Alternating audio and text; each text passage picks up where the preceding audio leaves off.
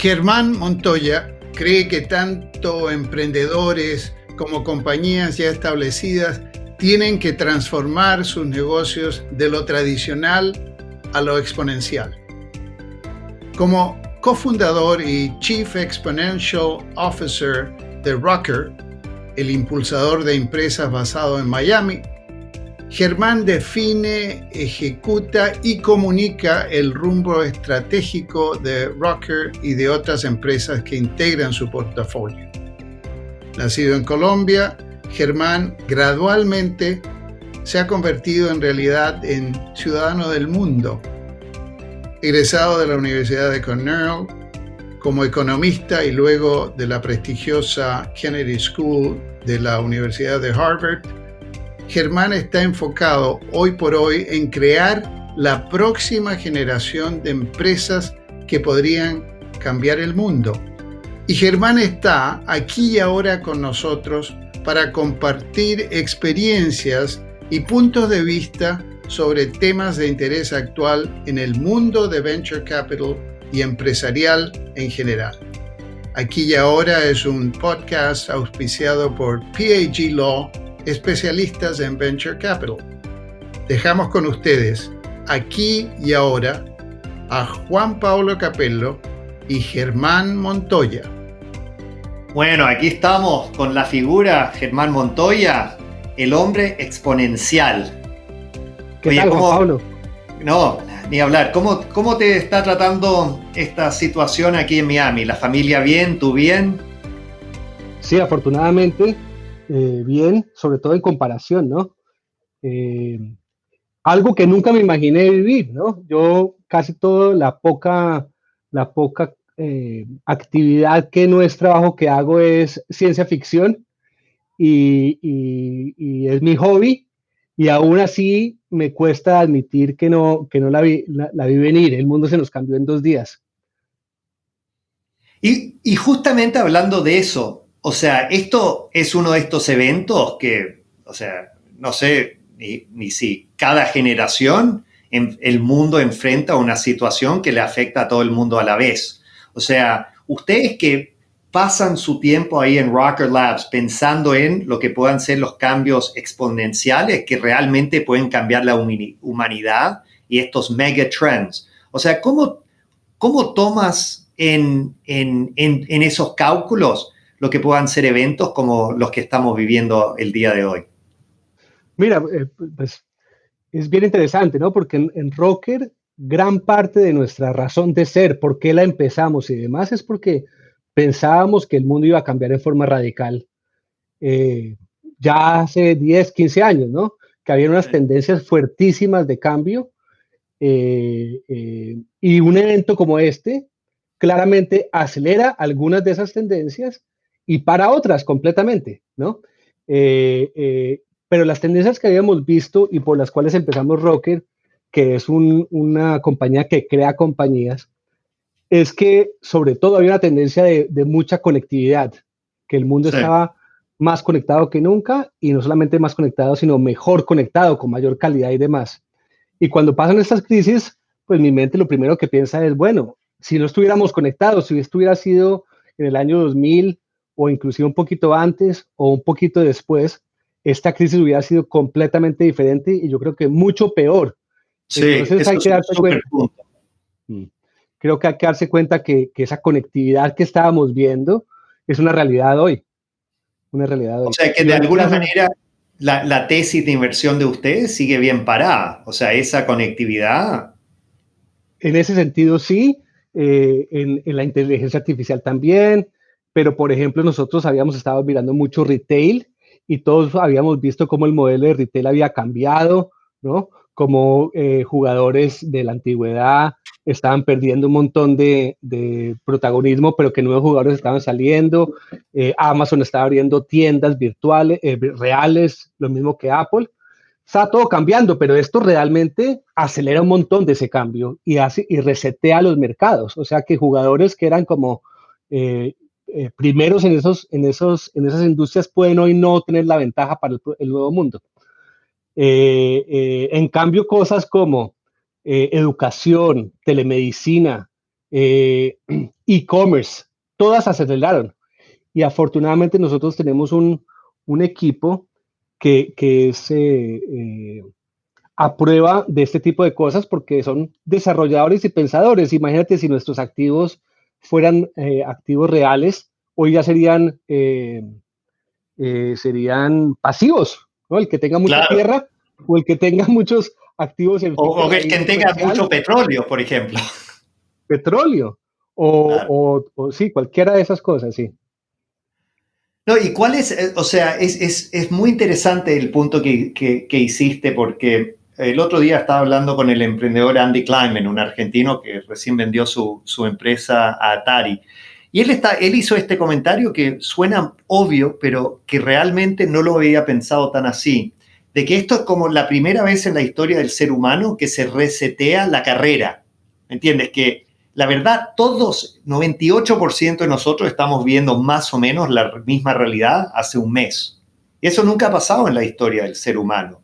Y que las compañías que antes eran líderes, y a veces, tú sabes, con una ventaja tan grande que era difícil pensar de que compañías más pequeñas podían, tú sabes, cambiar el modelo de negocio lo suficiente para alcanzar a esas compañías grandes. La verdad, aquí a 2 semanas, aquí a un mes, se vuelve a abrir la carrera, pero todos están empezando más o menos del mismo punto de partida.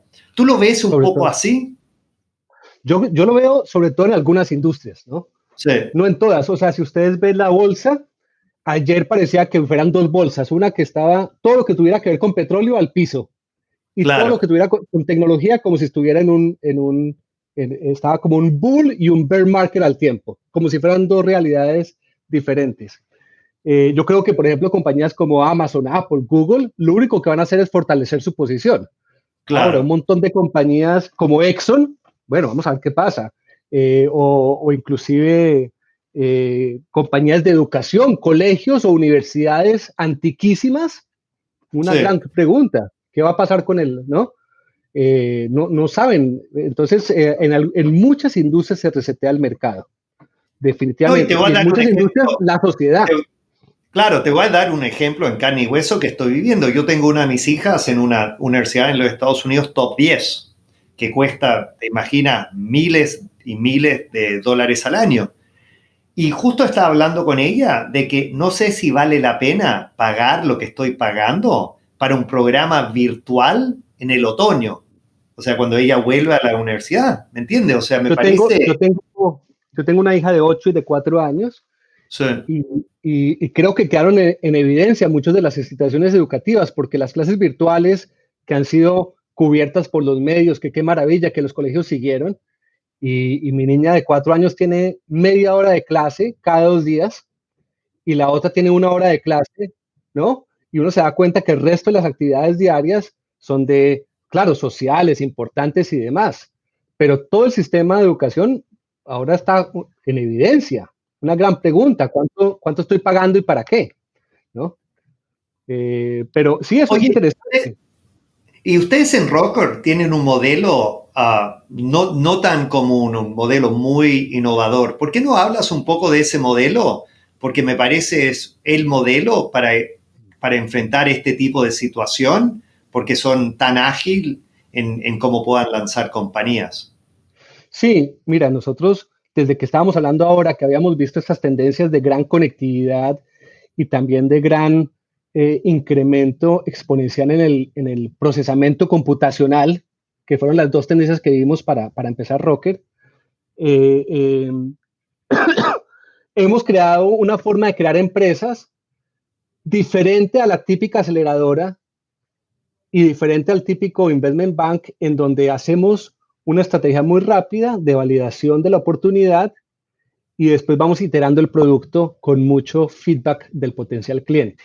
O sea que es un sistema de crear empresas con un modelo paso a paso que mitiga mucho el riesgo y que está enfocado en el problema, a diferencia de muchos otros modelos que están enfocados o en la idea o en el emprendedor, ¿no? Aquí buscamos, bueno, vamos a buscar problemas grandes, comunes a mucha gente y vamos a solucionarlos independientemente de quién se trajo la idea o quién lo va a liderar, vamos a conseguir las mejores personas para hacerlo. Ese ha sido el modelo nuestro por los últimos 9 años. Hemos empezado 50 empresas de esa manera con un gran éxito financiero.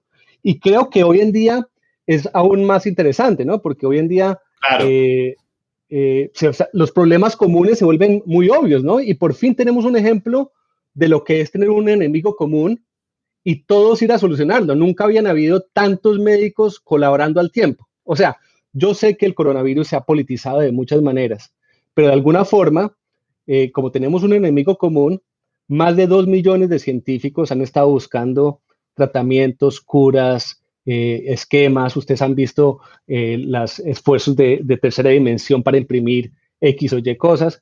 Imagínate si pudiéramos identificar otros enemigos comunes, como por ejemplo la pobreza o la inequidad, y ponerle el semejante dramatismo al tema como para esforzar a que todo el mundo se esforzara a solucionarlos. Entonces es un momento interesante en donde uno tener una teoría de busquemos problemas y después solucionémoslos, como nuestro modelo, da muy par en par a este momento en donde teníamos un problema como el virus y lo hemos solucionado en forma muy, muy colectiva. La información que está en China, ahí mismo se compartió a Italia. La de Italia se compartió a todo el mundo.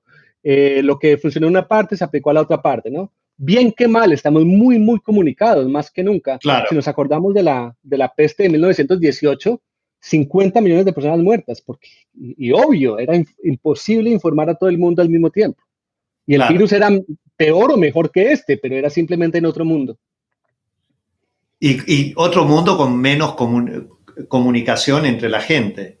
Claro, y menos colaboración y menos transparencia, sí. Claro, y ustedes, o sea, el modelo de ustedes, si entiendo bien, es casi juntando las puntas, ¿no? O sea, trayendo las mejores ideas a la mesa, uniéndolas con el mejor equipo, teniendo un equipo de desarrollo y de marketing y de otras funciones in-house, y juntando todo eso. ¿Eso ha sido un poco la receta que han ocupado para lanzar estas 50, 60 compañías?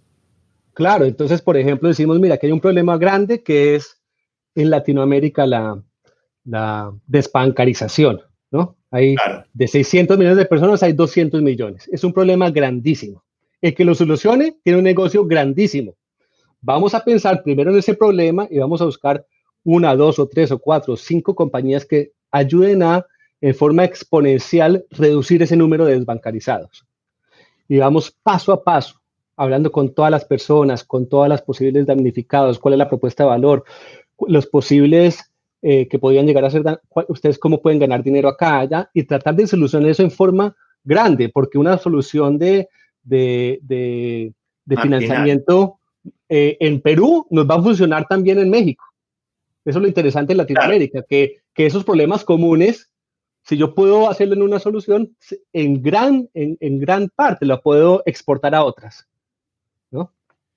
Sí, esto de verdad es muy interesante ese comentario, porque una cosa que sí en estas conversaciones he escuchado más que una vez es que este es el momento para emprender. O sea, hay mucha gente que están perdiendo sus trabajos tradicionales, que de repente siempre han querido lanzarse a la piscina y convertirse en emprendedor, etc.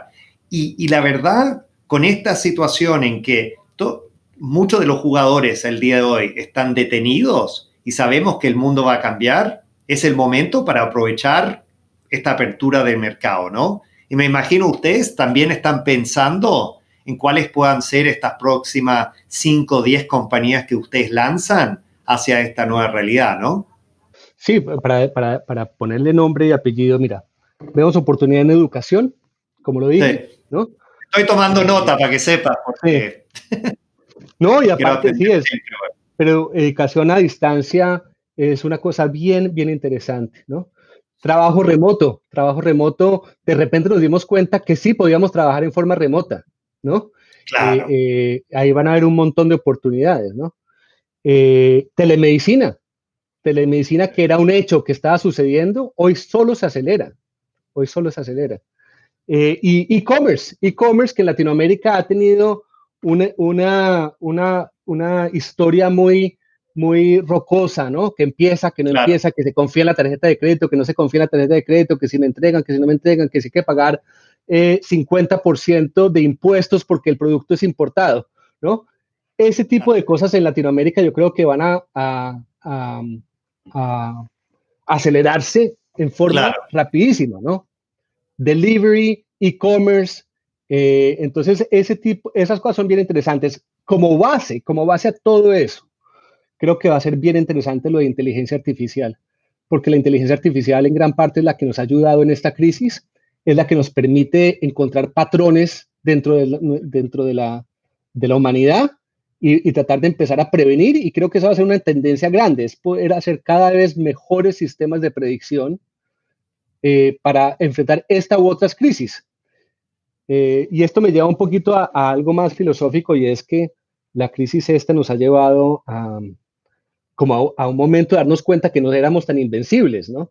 Que como humanidad no estábamos tan preparados, que Sí. cualquier cosita como un virus nos tambalea y que no éramos los dueños del universo, ni de la naturaleza, ni mucho menos. Entonces, eso es bien interesante porque nos hace tomar un paso atrás Sí. y repensar prioridades y juntarnos. Entonces, es una oportunidad grande en ese sentido.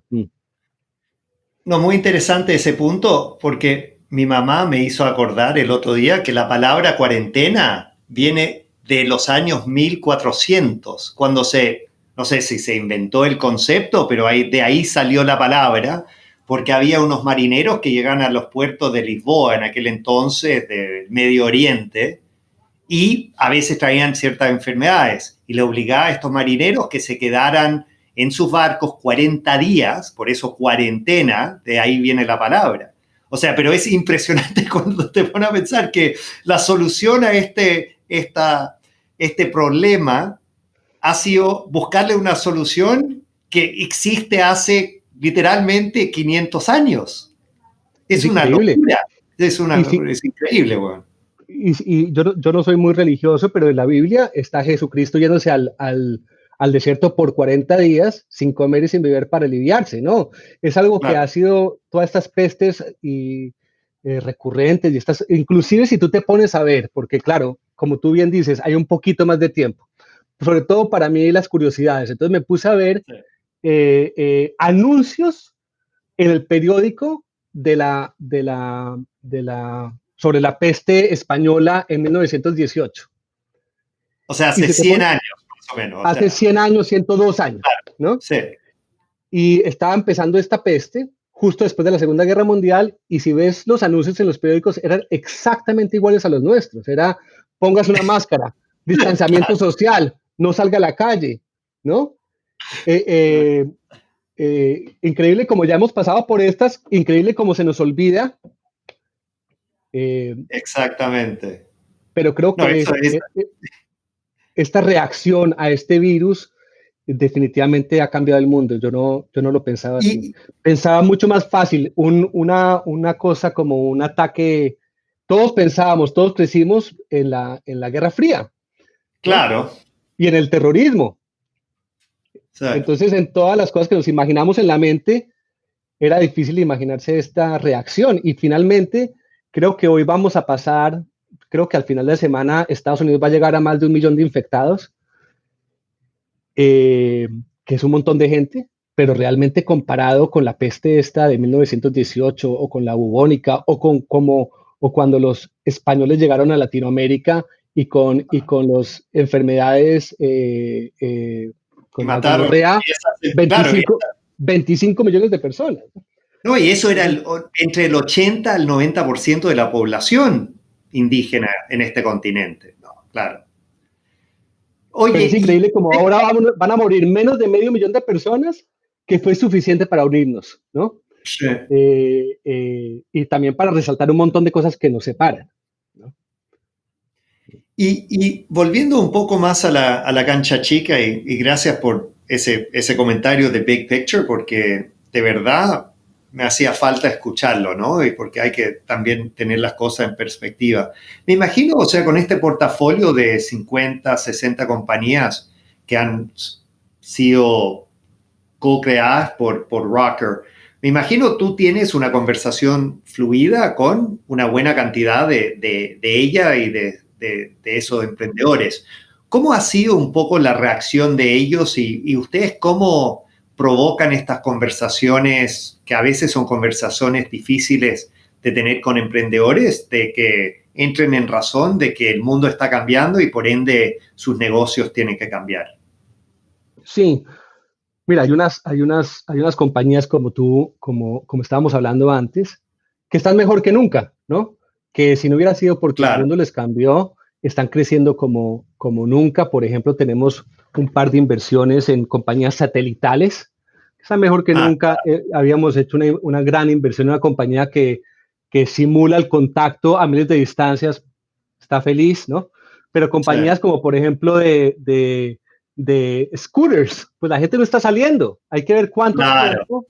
cuánto tiempo tienen para aguantar, para volver a salir, y si el mundo va ahora a volver a escoger ese tipo de solución de transporte o no, ¿no? Una gran pregunta. Pero ¿qué hicimos mientras tanto? Pues las motos las pusimos a ayudar en hospitales a ir y a traer medicinas en forma más rápida. Bueno, mientras Wow. que dure. Bien. Claro, entonces eso fue lo primero que hicimos es, miremos a ver cómo podemos hacer para que los pocos activos que cada empresa tenga pueda ayudar, porque eso nos va a ganar un poquito de tiempo frente a los inversionistas y a la luz de la gente de que tenemos una buena acción, aparte de que pues entre tener activos guardados y activos moviéndose, pues mejor moverlos. Eh, los que están mejor y bien, pues mejor, están felices y demás. Afortunadamente en Estados Unidos hay unos subsidios importantes. Nosotros estamos aplicando en las compañías que puedan llegar a aplicarlo, ¿no? O sea, que tengan payroll y que tengan pagos y que tengan nómina. Claro. Pero bueno, eso, la verdad, ya se acabó la plata y ninguna de las compañías nuestras logró todavía conseguir los subsidios del gobierno americano, a pesar de que estamos optimistas de que terminarán pasando. Pero creo que sí es un momento de tomar decisiones no tan difíciles. O sea, no, es que muchas veces este mundo de emprendimiento es como entre el cielo y la tierra, es como, es como el soldado romano que o viene con gloria o viene muerto. Pero yo creo que ya nos hemos dado cuenta que podemos pivotear, ¿no? Y podemos Claro. cambiar y que hay valores y demás. Nosotros, desafortunadamente, como cualquier compañía, va a tener que tomar decisiones. En Estados Unidos tenemos en menos de un mes más de 25 millones de desempleados, ¿no? O sea, eso es un montón pues eso es un cambio Bueno, y de para poner 100. esa estadística en Sí, contexto, eso es más de 10 veces la gente que perdieron su trabajo en el crisis de 2008-2009. O claro. sea, Y esos 25 millones de 150 que trabajen, ¿no? claro. O sea, es un porcentaje grandísimo. Va a haber un montón de talento. O sea, yo tengo amigos en corporaciones que les dicen, mira, por ejemplo, corporaciones hoteleras, Sí, están al 10% de su operación. Les toca a todos los corporativos decirle, mira, te voy a pagar un décimo de lo que te pagaba para que mantengas tu seguro.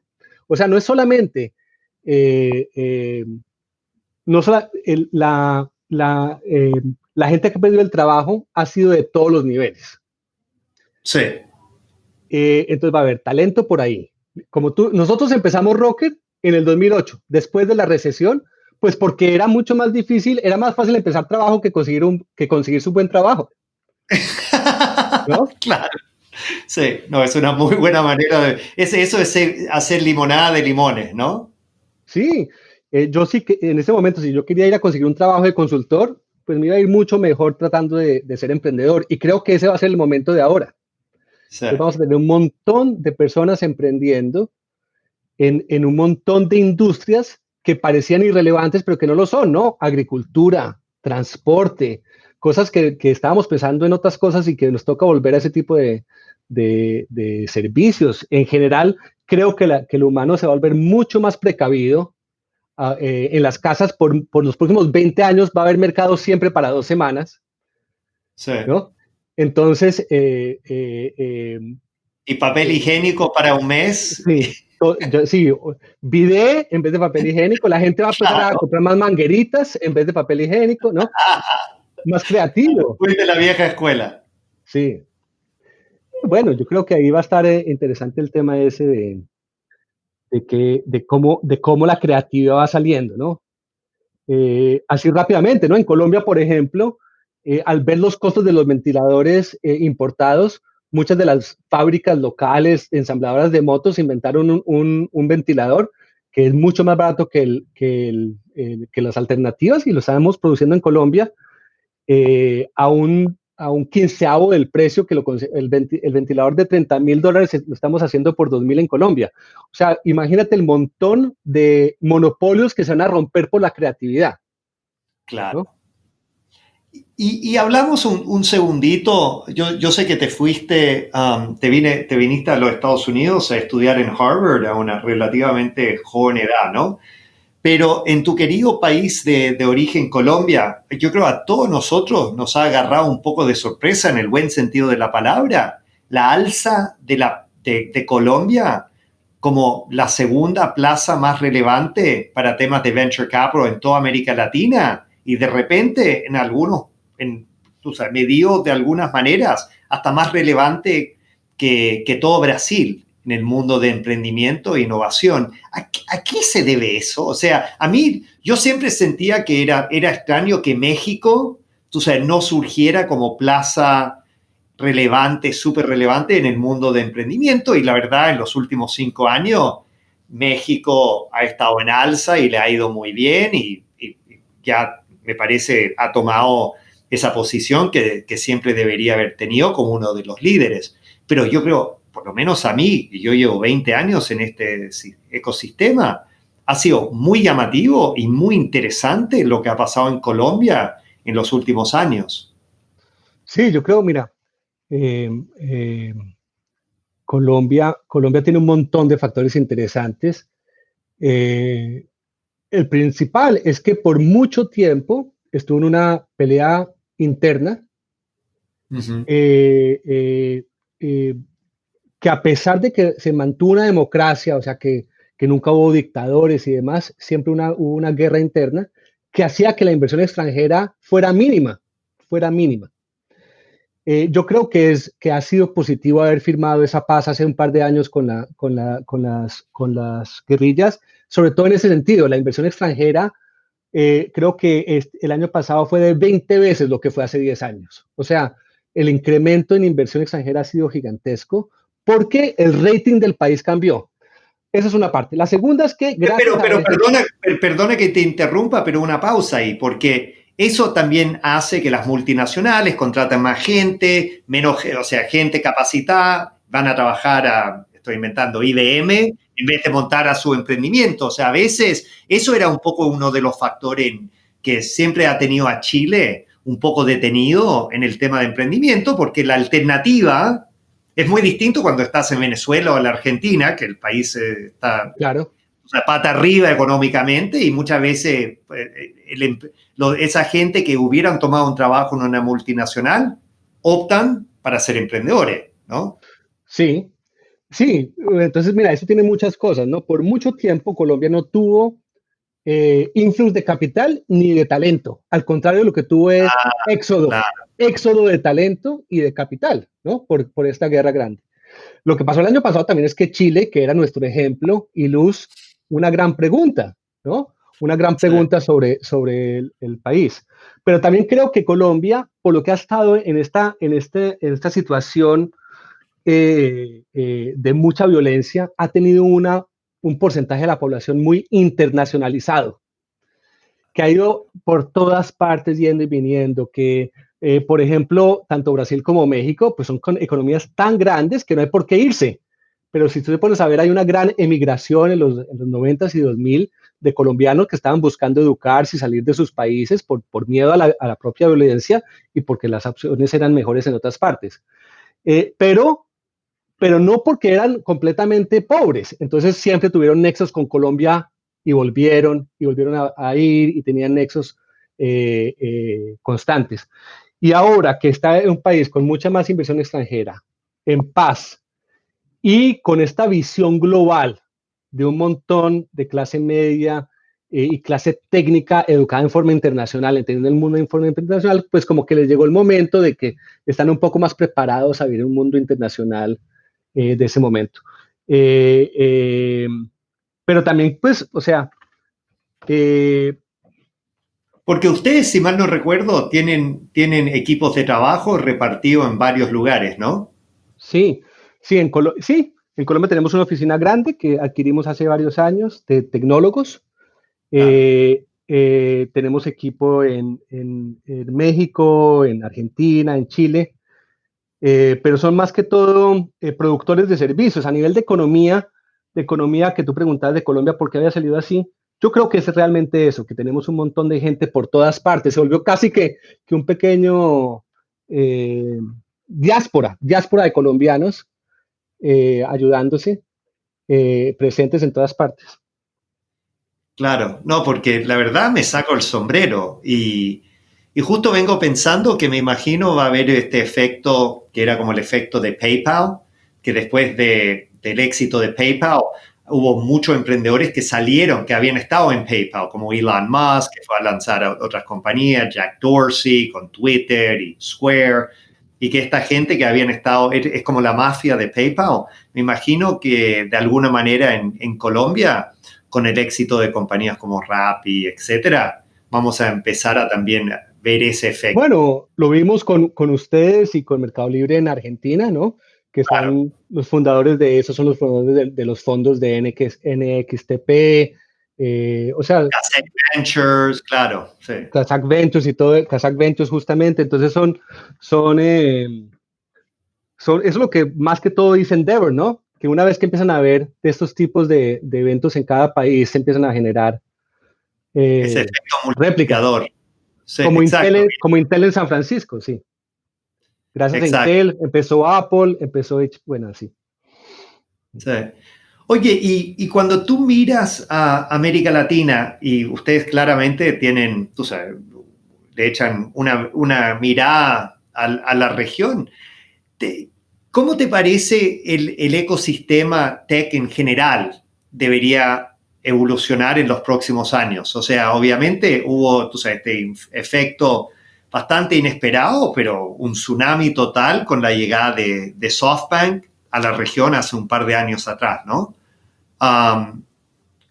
Hasta ahora no hemos visto, por ejemplo, los grupos familiares, los grupos económicos tomando papeles tan activos en este mundo de emprendimiento y tecnología, con ciertas excepciones. Por ejemplo, en Colombia, yo sé, el Grupo Santo Domingo, por ejemplo, ha sido un jugador importante desde casi una década, ¿no? Pero ¿cómo tú ves esa evolución del tecno latino y de los jugadores en nuestras plazas? Pues o sea, lo dijiste bien. Primero, pues yo creo que tú lo has cubierto por mucho tiempo, ¿no?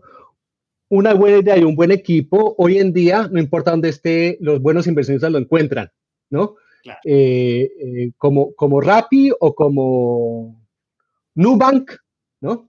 Lo difícil es todos los demás. Nosotros hemos tenido una teoría fuerte, que es decir, que las incubadoras y aceleradoras en nuestra región juegan un papel importante en educación, más realmente no generan nada de empresas o de ideas, ¿no? Si uno se pone a ver a Rappi o a Nubank o a las 4 o 10 compañías importantes de Latinoamérica, ninguna fue una aceleradora. Y en Claro. cambio, todos los gobiernos tienen aceleradora, todas las ciudades tienen aceleradora, todos los grupos económicos, y de eso no sale, es peor que en Estados Unidos, es una de cada 1000. En Estados Unidos es una de cada 100, y en Estados Unidos se está inventado para que sea así. En cambio, en Latinoamérica no hay fondos. Aquí es una de cada 100 porque los mejores sobreviven. En cambio, allá Claro. no hay fondos, entonces no funciona. Por eso nosotros hemos insistido tanto en un mecanismo alternativo de reducción de riesgo. O sea, el modelo de aceleradoras es de apostar en un montón de ideas y rezar a que unos sean buenos y que esa idea sea suficientemente buena como para apaciguar la Compensar inversión todo el actual. portafolio, claro. Claro, y eso es buenísima idea si estás en Silicon Valley y tienes fondos de 5.000 billones de dólares, en donde puedes invertir así. y tienes pero en Latinoamérica no es eso. Entonces, ahí mismo uno tiene que pensar en esquemas de mitigación de riesgo a esas inversiones, porque los latinoamericanos no quieren invertir tanto a tanto riesgo, ni van a tener la paciencia ni la forma de invertir en 200 empresas para...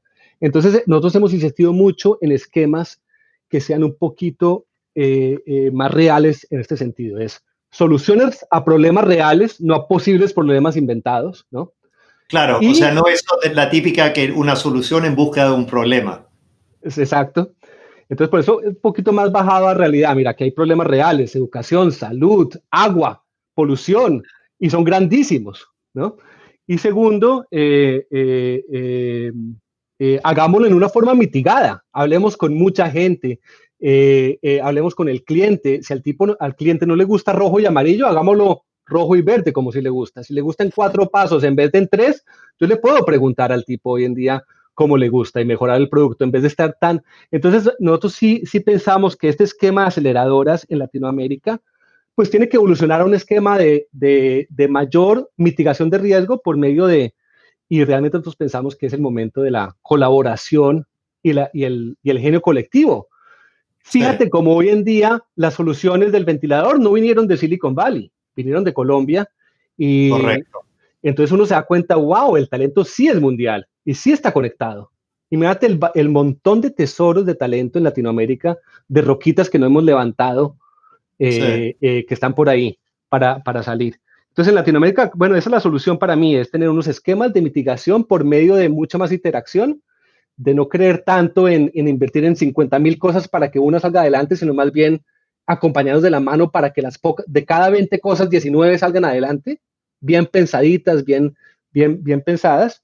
Y bueno, eso es lo que yo pienso que en Latinoamérica yo he tomado una visión, y aquí ya supongo que para ir terminando, mi posición personal, más allá de Rocker, es que pienso que Latinoamérica cada vez más se parece, por ejemplo, a Estados Unidos o a Europa. ¿En qué forma? En que Europa es una federación, ¿no? Tiene una comunidad económica europea en donde cada país se maneja, pero tiene un montón de manejos como si fuera Estados Unidos, un país con un montón de estados que son federales y Colombia, pues, no digo, Latinoamérica, tiene un montón de problemas políticos, pero tiene la misma historia, el mismo lenguaje. ¿Por qué no negociamos en forma continental para traer a Hyperloop, para traer un montón de tecnologías y de cosas en Latinoamérica donde podríamos saltarnos toda la política y adelantarnos 20 años en un salto cuántico de tecnología, sobre todo ahora que todo está más barato? O sea, esa es la verdad.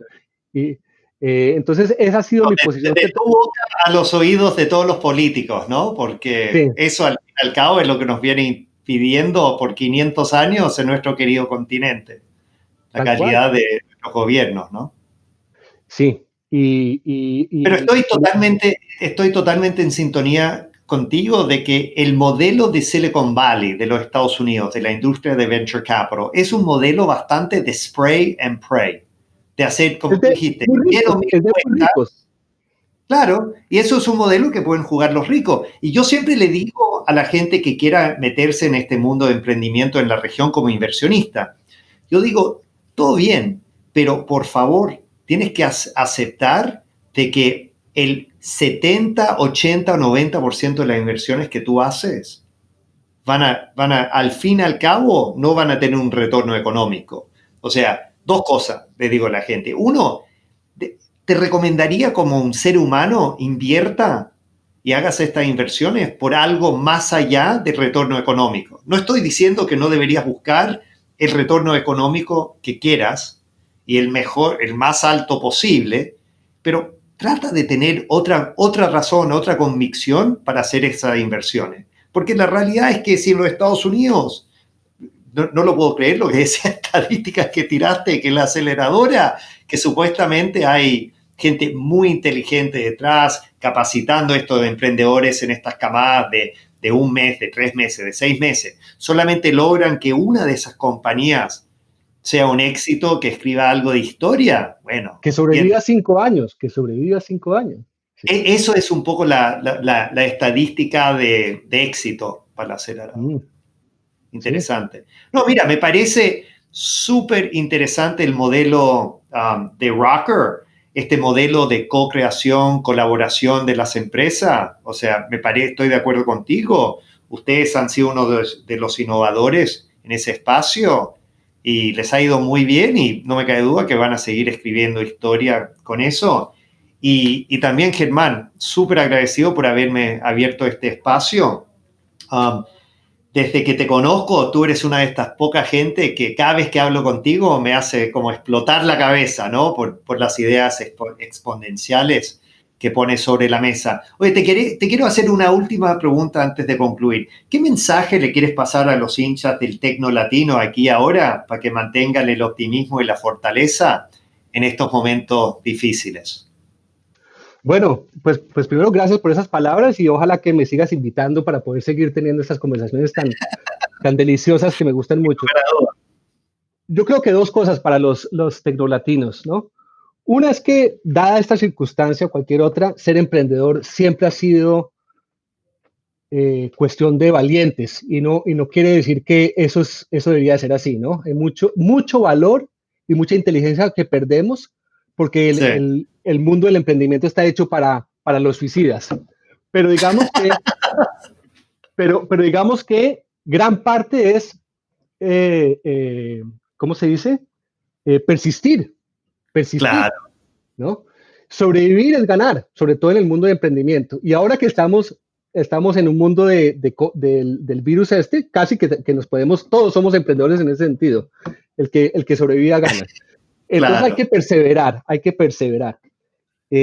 Lo peor que uno puede hacer es rendirse un metro antes de encontrar el oro, ¿no? Y perseverar no quiere decir que ser terco. Al contrario, es más bien iterar, pero no rendirse, ¿no? Y lo segundo es un poco lo que tú estabas diciendo, es, por ejemplo, yo llevo 10 años en Rocker. Si Rocker hoy se muere y no gano un peso más, digo, bueno, me gasté 10 años de mi vida en el mejor trabajo posible, ¿no? No, y cuántas vidas tocaste, claro. Te la jugaste, dejaste todo sobre el campo de batalla y... Valió la pena. Hoy en día que no, valió la pena. Entonces digo, bueno, conocí tanta gente, creamos tantas cosas, lo intentamos, viví 10 años de esto. Bueno, buenísimo. Entonces uno tiene que estar tranquilo con esa decisión. Tiene que ser importante que uno así diga, bueno, esto valió la pena. Por eso es tan importante tener propósito en la empresa y propósito en la vida. Exacto. Sí. Oye, Germán, yo creo que nos has inspirado a todos y sin lugar a duda, o sea, los propósitos tuyos, yo te quiero acompañar para que tú realices todos los sueños. Cuente conmigo siempre, amigo. Un abrazo de gol, un abrazo virtual por ahora y espero contando los días para poder darte un abrazo de verdad. Este fue otro programa de Aquí y Ahora, auspiciado por PAG Law, especialista en Venture Capital. Hasta pronto.